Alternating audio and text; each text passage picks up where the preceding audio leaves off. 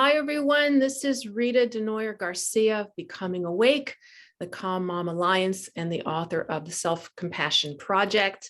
I'm really excited for our next guest in our Women Helping Women series is Dr. Tanya Painter, and I'm just going to read a little bit about her for you so you get a taste. Dr. Tanya Painter graduated from the University of Washington with a Bachelor's of Science in Cellular and Molecular Biology. You're already way ahead of me. And a minor in inorganic chemistry. Oh, Lord. Okay, she went to medical school at Bastyr University and received her doctorate in naturopathic medicine in 2012. I'm blown away already. After graduation, she entered into private practice from 2012 to 2021, so the last year. And now she runs an online program she developed to help women struggling with chronic migraine and who are finding that conventional treatment approaches are not working well, which is happening in a lot of areas. Yeah. And who are looking to find a way to heal their body, not just control their symptoms. I think we're all on the same page here. This change of focus was prompted by her own struggles with chronic headaches and migraines and the amazing changes she discovered around treating migraines with a whole body integrated approach. It is my pleasure to welcome Dr. Tanya Painter. Thank you so much for being here. Hi, Rita. Thank you for having me. Quite the intro. You had me at inorganic chemistry there. Okay. So tell me, I kind of painted a little picture here in your bio, but tell us more about how you got into what you are doing now. What's your story? Yeah. I was involved in a car accident when I was 16. I was rear-ended one dark and stormy night. And that kind of started my journey with headaches. It started kind of periodically after the initial incident and just progressed. And then I started having actual migraines, with the auras and the prisms in the vision. And the first time it happened, I thought I was having a stroke. I had no idea what was going on. It's pretty terrifying. But then it progressed into kind of just daily severe headaches. And then the migraines would come, sporadically. And I battled with that for probably about 15 years until I went to medical school and really started understanding that we know a lot about migraines. We just don't really apply it in a whole body approach. And so I started, just digging into it and what can I do to help myself? I call myself my first patient, right? So I treated myself all through medical school. It took me about 4 years. But I finally figured out, what my body needed. And then the next probably I'd say probably about 5 years, it was really just focusing in on that healing stuff as I was kind of learning what was working for me, what wasn't, and learning more as a practicing physician and applying that to myself and then starting to apply that to my patients. And I have been 7 years migraine free. I only thank you. Yes, I know. Super celebration there. And I really only get headaches now if I'm sick or if I have done or am doing something that I know my body doesn't like, but I'm choosing to do it anyway. But, then that gives me the power to make that decision as opposed to just feeling like I'm at the mercy of these horrible headaches.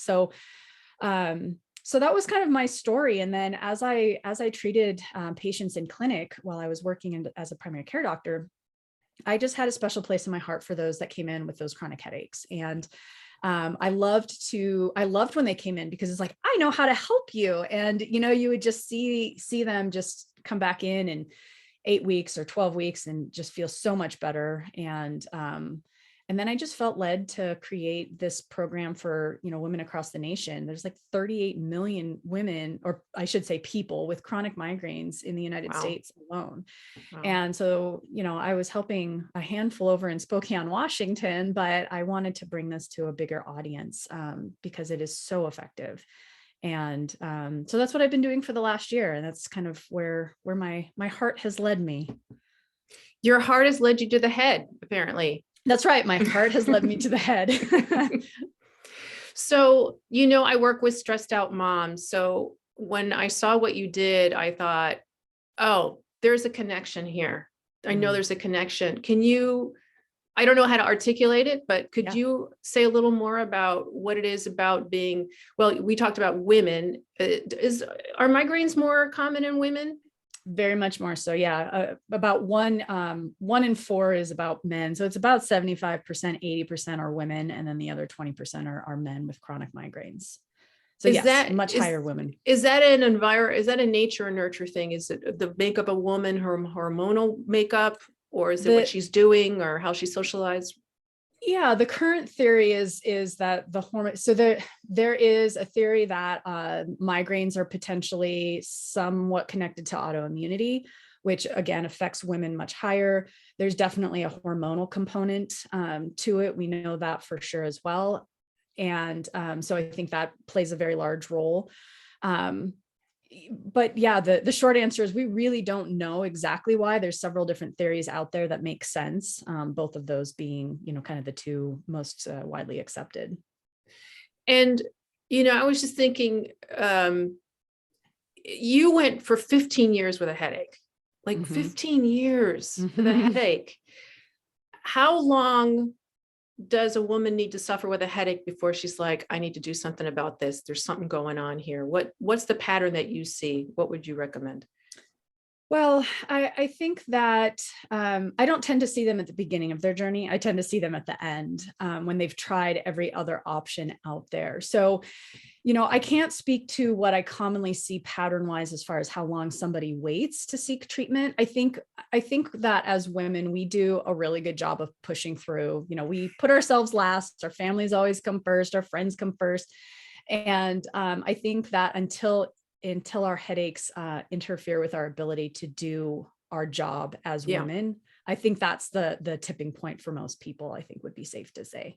I would say that's universal because I see men do the same thing. If it starts to affect something that's important to them, then they'll be like, well, guess it's time to see the doctor.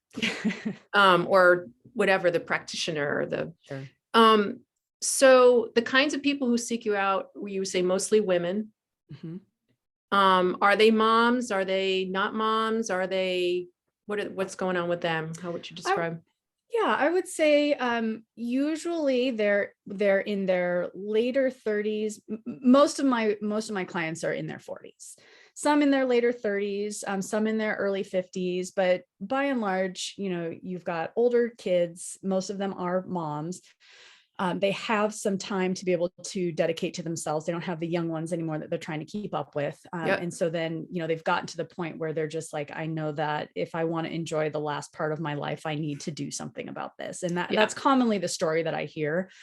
And then they have their kiddos that are old enough to help support them because they don't want to see their moms suffering either. Right. They want to be there to help. So that tends to be who I see most commonly, although I have had a few women in their 20s come in that they've recognized it already. Like, I have to do something about this now before it gets out of control, which is great because they tend to heal faster than women in their 40s and 50s because they're so much younger and haven't had as long that they've been dealing with it. So can you tell us, obviously without giving away anyone's identity, what results you've seen, any great success stories when someone went from like horrible to like amazing or? Yeah. So there's a couple that come to mind. I won't share their names, but one, she's been with me for about 2 years. She had a stroke when she was 10 and she has given me permission to share her story, just so you know. But she had a stroke when she was 10 and she had migraines from that time, 5 to 7 days a week. So, and she turned 50 while she was working with me. So it's been 40 years that she's been dealing with this. And, she had tried everything. She was very educated. She was self-taught on migraines and remedies and different things that she can do, the medication. She tried them all. She's very sensitive to stuff. So a lot of the meds didn't work for her because she had negative reactions to them, which is not uncommon. So we worked together probably for about 6 months, and she started having weeks without migraines. And then she went months without migraines. And now she is working on, so we've been together, I said, for 2 years. She's working on 1 full year without a migraine. Wow. And she's just, she's doing the crafting that she loves again, and all the things that she never thought she'd be able to do. She's been under an immense amount of stress, and so she just keeps waiting for the other foot to drop, but she knows what to do for herself now, and so she's really just being careful, and she's been doing fantastic. I mean, it's amazing. Yeah. So when you were talking about she's waiting for the other shoe to drop, I kept thinking, is that one of the reasons sometimes people get stuck in this cycle, is that they don't know what to do? Mm-hmm. So how do I put it? It's like not the knowing anticipation what to do of the next one is triggering one. Yes. It's triggering one. Yeah. I definitely have seen that there's so much fear around, what's the next thing that I'm going to do that's going to trigger it. And then, that can even paint them into a picture of, I'm not going to go anywhere or do anything. And then they just stay at their house and don't make plans. They lose friends. I've sadly seen people lose families over it, so, I mean, it's really, really tragic. But yeah, absolutely. The stress of anticipating the next one, because stress is such a huge trigger for migraines, the stress of the next migraine can trigger the next migraine. So it's this horrible negative cycle. And there's a lot of psychological piece to chronic pain in general, but obviously specifically migraines that I have experience with, there's so much psychological behind it that is negatively affecting the condition as well. And I want to make sure that I'm clear in saying, like, this is not something, I'm not indicating that this is all in your head. Right. It's definitely not that. There is actually a physiologic response of stress hormones and neurotransmitters that happen when you are so concerned about what's going to trigger the next one, that it actually can be kind of a self-fulfilling thing. So stress management is huge, and something that we really focus in on, because that is such a big trigger. And I don't think that's a surprise to anybody who has migraines, that everybody knows that stress will trigger one. So, but what do you do about it? Because, you can't a lot of times get rid of the stress. Life is stressful. So how do we kind of come over that hump and, be able to live life and deal with stress and not let it trigger something? So it can be a balancing act. Yeah. It's your relationship to it that is the thing that makes a difference. Right. So do you have any quick tips, just something that someone's watching this and they want a first step or a quick tip, something that can happen, or something that they could do while they're waiting for you to call them back, or they're reaching out to you, or but they can do like right now? Yeah, I think there's a couple of things. Everybody that I speak with has already kind of looked at dietary stuff. They looked at stress. They know about sleep scheduling. So I like to kind of talk about some of the things that aren't commonly mentioned. Okay. So I'm going to go along the less known routes. So number one, I see a very, very big pattern of low blood pressure in my migraine patients. And as far as I can remember, we're at 100% of my clients have never tracked their blood pressure for low blood pressure. Everybody knows to check for high. Nobody knows to check for low. So typically with blood pressure, what we're looking at is when you are in pain, the normal response is your blood pressure spikes. That would be normal. We would expect it to be higher. In a lot of cases, I see that a migraine is accompanied by a drop in blood pressure. So that right there is a huge indicator that there's something going on with that vasoactive, migraine piece. So if you do note, if somebody listening does notice that is a pattern for them, then there's some things, obviously working on those blood pressure drops are important. And there's a lot of stuff that we can do to kind of help support that. But in the short term, doing some electrolytes or salt tablets, something with salt to try to help constrict the blood vessels, it can actually work in abortive capacity if that's, the main thing that's triggering the migraine. So that's a quick tip that not a lot of people know about and can be very, very helpful if they have that blood pressure piece. But since you talk to a lot of stressed out professional moms, I think that really focusing in on the stress awareness is going to be super important for them. So what does that mean exactly? One of the first things that I have all my clients do is start paying attention to how stress affects them throughout the day. Mm-hmm. And, I think that a lot of us with migraines, we tend to be very type A personality, and, we push through our stress. Maybe we don't even acknowledge that we are stressed. And I still deal with this. I don't really acknowledge when I am stressed. you just do life, Right. And yeah. And so I think that it's really important for us to really kind of check in and learn what our body is doing when we are under stress. So, I know when a stressful situation is hitting, just because, you're running from one place to the next. I know that my body is under stress, even if I feel like it's just no big deal. I'm just doing my thing. But when I started really paying attention to what is my heart rate doing, how am I breathing, what are my muscles feeling like, once I started tuning into that, I started realizing, wow, like this is a big deal for me.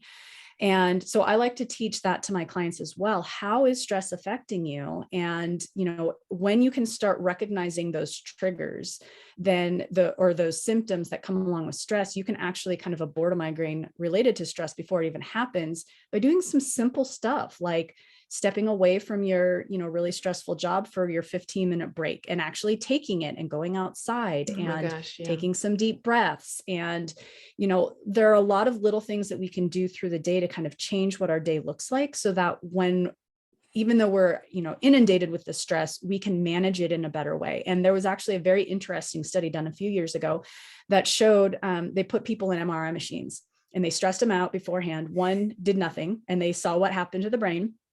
And then one group was told just to acknowledge how stress was manifesting in their body. They weren't told to breathe. They weren't told to do anything to change it, just acknowledge it.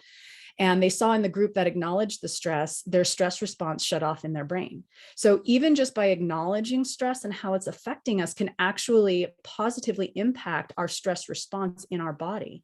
So that alone can be a big thing, just becoming more aware of it. And then if you can, stepping in and doing something about it, doing some of those breathing techniques, maybe taking 5 or 10 minutes to do some stretches or, whatever your prayer, meditation, yoga, any of those types of things. And that can actually really go a long way without even involving, 30 or 40 minutes. Like it can just be literally a 2-minute thing that you do sitting at your desk. You're singing my song. You're totally singing my song. Because one of the biggest things that I talk about with moms is feel it. What's going on right now? Feel it. Just feel the sensation in your body. And I've had to do I was my own guinea pig too. And I noticed that, sometimes I had to do it for a while, but sometimes it was just a minute and it would literally dissolve. Yeah. Especially if I wasn't trying to get rid of it. I wasn't trying to do anything. I was just observing it and going, okay, you're there. I see that you're there. And it would just dissolve. And then I was able to go, okay, what are we dealing with right now? And how can I make it less stressful? Exactly. Yeah. There's so much actually that we can do with stuff. And then, that brings us down the road. I'm sure that you've talked a lot about adrenals. And so then there's the whole adrenal cortisol, epinephrine, norepinephrine neurotransmitter. Like those are all of our stress neurotransmitter hormones that we also know are linked to migraines. So as we kind of work on balancing that and supporting adrenal health, we end up seeing, so lack of cortisol is actually a really big thing in my client population. Lack of cortisol. Yeah. So have you really talked with your people about the phase 1, 2, 3, adrenal dysfunction? No. Well, let's talk a little bit about that. Do we have time? Are we good? Sure. Yeah, we have a little time. Yeah. So, so adrenal dysfunction it's not an outright disease where you are actually low on cortisol, but it's a manifestation of how stress has affected us over our life. So we tend to see people in more severe adrenal dysfunction in the later part of their life after they've lived, 20, 30 years of high stress. And so what I tend to see in my clientele is that they're in phase 2 or phase 3 of adrenal fatigue or adrenal dysfunction, where their baseline cortisol levels are lower than they should be. And when we don't have enough cortisol to, throughout the day, we don't feel very good. And the lower it gets, the worse we feel. And we also know or at least there's correlation between drops in cortisol and migraines being triggered. And so when you have a baseline low cortisol level, that can actually, you're going to feel severe fatigue. You're going to wake up super tired, really hard to get started, oftentimes need that caffeine to kind of boost things a little bit. That actually, surprisingly or not, cortisol or the adrenals are very involved in blood pressure regulation. So there's that connection with low cortisol and low blood pressure. And so, I had one woman who she also had daily severe headaches, and then they would flare to migraine several times a week. and severe fatigue. You know, she couldn't even go to a full day's worth of church functions, which was really important to her, without just being completely wiped for 2 days after. And we identified this was a problem for her, and she actually got on some medication specifically for this, low adrenal function. And within a week, her headaches went away. She did not have a single migraine while she was on that medication, and her energy level came back to the point where she was now able to do the functions. She was still, it takes a while to come back from, so it's not a miracle thing, but she was actually able to, enjoy her Sundays with her church family and not feel like she couldn't function for the next 2 or 3 days. So, so it can make a huge difference for a lot of people. And even if you don't need medication, there are supplements and things you can do to help support that adrenal function. And that's a really important piece when it comes to stress, because that also affects our hormones too. So, there's that piece as well. That is a huge component that is directly affected by stress. So when I was a mother of younger children, I remember going to an OMD, and he said, "You have adrenal overload." Mm-hmm. And I was like, "What's that?" Translation, "You're stressed out." And I was like, "Yeah, no kidding here." But what I didn't realize is that so many mothers are in that boat. Like, this is like a common adrenal overload all over the place. But what I didn't realize, because I didn't take inorganic chemistry, was that because I've been told too much cortisol is not good for you. I guess it's a balance, right? So I'm always been told, like, you don't want your cortisol levels to go too high. That's the stress hormone. So you're saying they're too low. So well, so let me clarify just a little bit. In phase 1 and phase 2, in phase 1, it's too high. So this is the beginning of you're always stressed out. Your body's putting out all the cortisol. That's not good. Yeah. And then there's phase 2 where it's kind of, I think of it as just like putting out as much cortisol as it can in a response, but then it runs out of cortisol. So then you go low, and then you go, okay, here's the next little batch. And then you go low again. And so that swing, that's almost the worst place to be for a migraine, because it's that withdrawal of cortisol that triggers a migraine. And then you have finally that your adrenals just have no more oomph, and they put out just enough to keep you functional and alive, but not feeling very good. And so, you were probably in phase 1, and that's where a lot of us moms start. If you think about it, from the time that we literally are physically giving birth and, the 24 or 48 hours that we're in labor, and then we never get a chance to catch up from that, right? We're up in the middle of the night feeding and taking care of baby and, all the other things that come with being a new mom of a newborn. And then, then we've got kids, and it might be 2 or 3 years before you actually get to sleep through the night. And that catches up. And then over time, that's affecting our hormones, which then negatively affects how we sleep. And then we don't really quite ever sleep as good again. And it's just this downward spiral. So while our kiddos are definitely worth it, there's definitely a cost that our bodies kind of take on as part of, being moms. I think also, when I was birthing children, I found out, someone told me that in certain areas of the world, women stay in bed for 40 days while their baby's being taken care of. They come for feeding and pretty much, and I'm like, so wonderful. Can I get some of that? Because for me, there was a period of time where my mother-in-law helped me, but then she had to go back. Right. And it was just me and baby, and my husband was at work, and it was so isolating and nonstop. That was the thing that I really was surprised about after having a baby was, this is a freaking marathon. Yeah, it really is. With the lowest pay. Like, it's a job. You never have a break. Literally, when the baby's little, you can't even get a meal in. You're literally trying to eating over their head as they're if you can. Yeah. So, and I used to say to my husband, isn't lack of sleep a form of torture? We would just kind of walk around like this all the Zombies, time. Yeah. And I think, since we've been birthing children since the dawn of mankind, they probably did it differently. This has been I think it's, part of our culture is sort of like, we're just doing it ourselves and, tough it up. But in other cultures, it's different. And I think also people moving away from each other. We used to be surrounded by grandmothers and aunts and villages. And now we're kind of on our own in our little cubicles. So Yeah. I think that adds to it as well. Yeah. I would definitely agree. Yeah. So let's change all of society right now. Yeah. So how can people connect with you? Because I think you have so much to offer here, and I want you to have a bigger reach to all these stressed out moms. So how do people connect with you? Yeah, so our website is at migrainemastery.org. I think what your audience would probably enjoy the most would be my YouTube channel. So I try to keep them within 10 to 12-minute videos, just kind of talking about different aspects of a whole body approach to migraines, hormones and stress and diet and all that fun stuff. So that's at Migraine Mastery, a migraine-free life on YouTube. And then I also do have a free Facebook group called Migraine Mastery, a EndMyMigraine support group. And then any of those places are good places to contact me. So we'll put all of those links in the description so that people can click on them and explore that. Anything else you want to add before we wrap up?